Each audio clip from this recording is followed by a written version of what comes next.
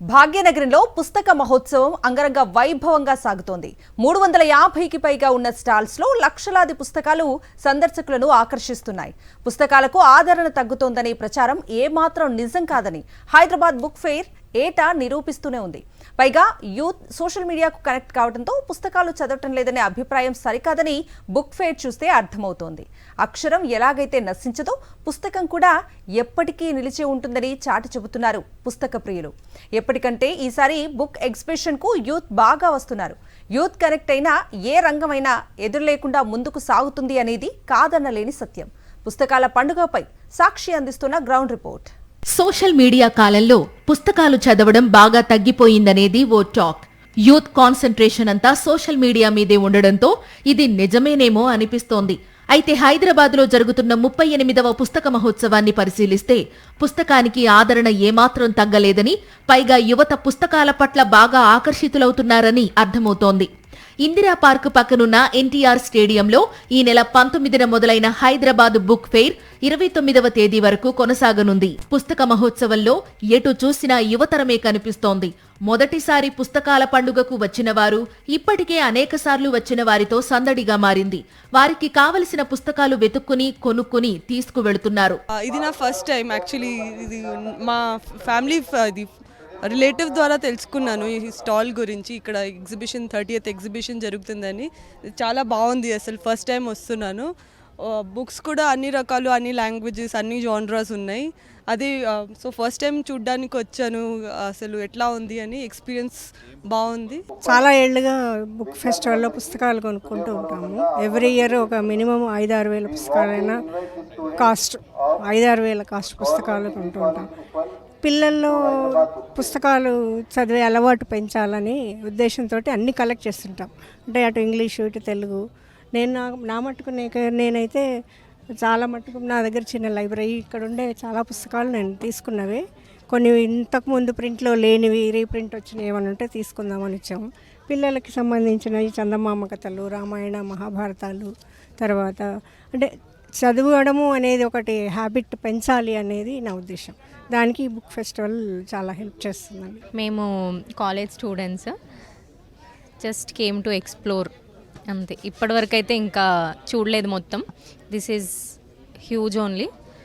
మేము just self help books ఇంకా stories అట్లా కొనడానికి వచ్చాము అంతే. We are just exploring. అవి కొత్తవి ఏమన్నా ఎక్స్ప్లోర్ చేయడానికి అన్నట్టు వచ్చాము. ఎస్ ఇది మా 3rd టైం. ఎవ్రీ ఇయర్ వస్తాం. మేము పీజీ స్టూడెంట్స్, ఎంబీబీఎస్ అయిపోయింది. So we came to buy few self help books like how to deal with patients, or అందరితో ఎలా మాట్లాడాలి, how to deal with different kinds of situations, mental life lessons, అట్లాంటి books, ఇంకా కొన్ని story books, fun comic books అట్లా కొనుక్కుందామని ఫ్రెండ్స్తో every year వస్తూ ఉంటాము. 3 years అవుతుంది. 3 ఫ్రెండ్స్ వస్తాం.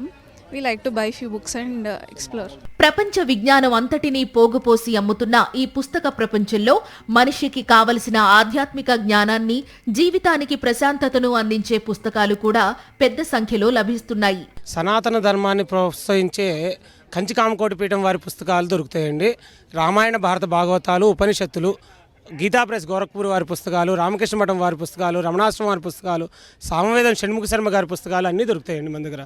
ఏంటంటే ఉపనిషత్తుల భాష్యాలు కానీ, శంకర భాష్యాలు కానీ మా దగ్గర అరుదుగా దొరికే పుస్తకాలన్నీ మా దగ్గర దొరుకుతాయండి. స్వామి వివేకానంద గారు 1893లో ఏదైతే పాశ్చాత్య దేశాలకు మన యొక్క సనాతన ధర్మాన్ని గురించి అక్కడ విశ్లేషించాడో అదే సత్యాన్ని మనం ఏ విధంగా ఎక్స్పీరియన్స్ చేయొచ్చు యాజ్ ఎ సైంటిఫిక్ టెక్నిక్స్గా.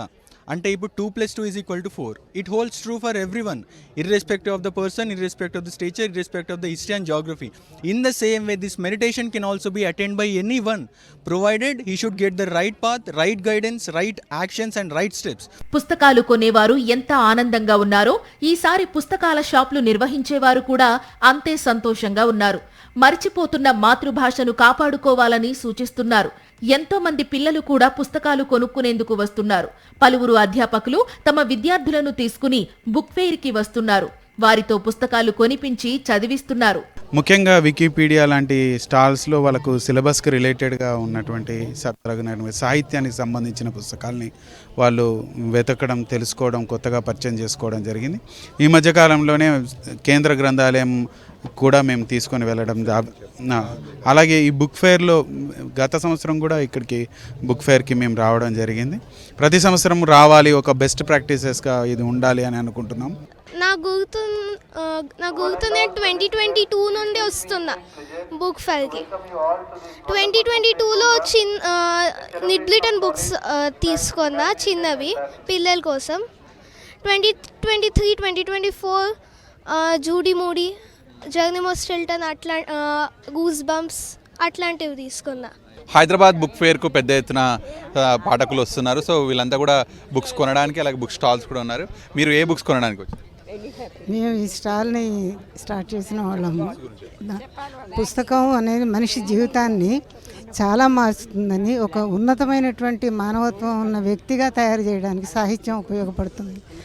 అందుకని ఒక మిత్రుడు ఉండడం కంటే ఒక పుస్తకం ఉంటే 100 మంది మిత్రులతో సమానం అని మన దృష్టికోణం కూడా మారుతుంది.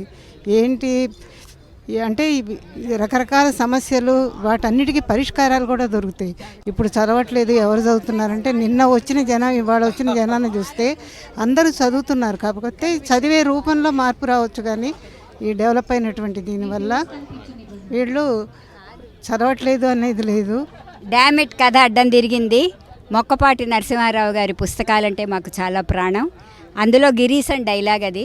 సో ఈ బ్యాగ్ మీద చూడగానే ఇమీడియట్గా వెళ్ళి ముందు ఆ బ్యాగ్ కొనుక్కున్నాము.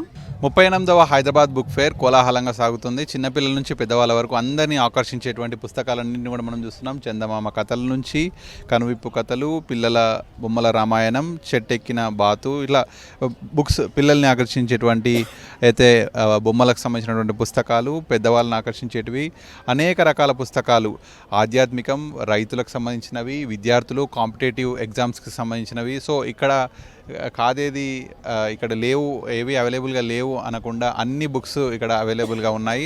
సో చిన్నపిల్లల నుంచి పెద్దవాళ్ళ వరకు ప్రతి ఒక్కరూ ఇక్కడికి వస్తున్నారు. మొత్తం 265 స్టాల్స్ని ఏర్పాటు చేశారు. దాదాపు 10 రోజుల పాటు ఈ పుస్తక ప్రదర్శన ఉంటుంది. మధ్యాహ్నం 1 గంట నుంచి సాయంత్రం రాత్రి 9 గంటల వరకు ఈ ప్రదర్శన ఉంటుంది. మనం మొత్తం బుక్ స్టాల్స్ ఇవన్నింటినీ కూడా చూస్తున్నాము. సో ఇక్కడ ఎక్కడెక్కడి నుంచో ఇతర ప్రాంతాల నుంచి, ఇతర జిల్లాల నుంచి కూడా ఈ బుక్ ఫేర్కి వస్తుంటారు. ఎందుకంటే వారికి ఎప్పుడు దొరకనటువంటి బుక్స్ కూడా ఒకటే చోట అన్ని రకాల బుక్స్ దొరుకుతాయనేటువంటి ఉద్దేశంతో ప్రతి ఒక్కరు, కాలేజ్ స్టూడెంట్స్ నుంచి ప్రతి ఒక్కరు కూడా ఇక్కడికి వస్తుంటారు. సో వాళ్ళకి కావాల్సినవి అన్నీ కూడా ఫిక్షన్, నాన్ ఫిక్షన్, అనేక జానర్కి సంబంధించినటువంటి బుక్స్ అన్నీ కూడా ఇక్కడ దొరుకుతాయి. సో మొత్తం ఈ ప్రాంగణానికి ఈసారి ప్రజాకవి అందశ్రీ ప్రాంగణంగా కూడా పేరు పెట్టారు. సో ఇటీవల ప్రతి ఒక్కరి నడవడికలో మార్పులు వచ్చాయంటే అది పుస్తక పఠనం చేయకపోవడం వల్లనే. సో పుస్తక పఠనాన్ని అలవర్చుకుంటే ఒక క్రమశిక్షణ అనేటువంటి జీవితంలో ఖచ్చితంగా ఉంటుంది. వాళ్ళు మరొక మెట్టు ఎదగడానికి ఈ పుస్తక పఠనం అనేటువంటిది ప్రతి ఒక్కరికి తోడ్పడుతుంది అనేటువంటిది పెద్దలంతా కూడా చెప్తున్నారు. ఈ మధ్య రచయితలే బుక్స్ రిలీజ్ చేస్తున్నారు కాబట్టి వాళ్ళకి సంబంధించి కూడా ఎక్కువగా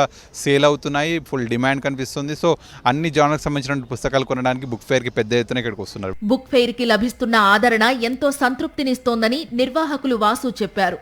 భవిష్యత్తులో పుస్తక మహోత్సవాన్ని జిల్లాలకు కూడా విస్తరించాలని భావిస్తున్నట్లు తెలిపారు. మరింత సమాచారం సాక్షి ప్రతినిధి సాయి అందిస్తారు.